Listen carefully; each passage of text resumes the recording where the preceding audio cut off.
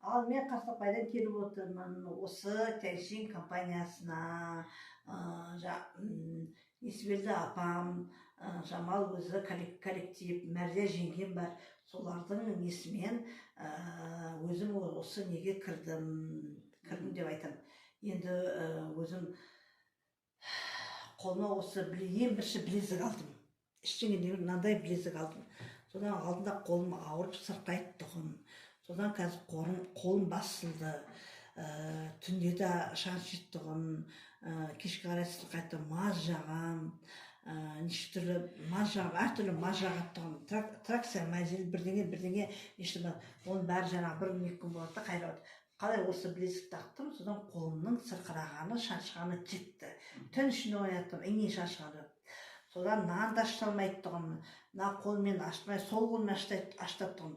Содан қазір қазіргі уақытта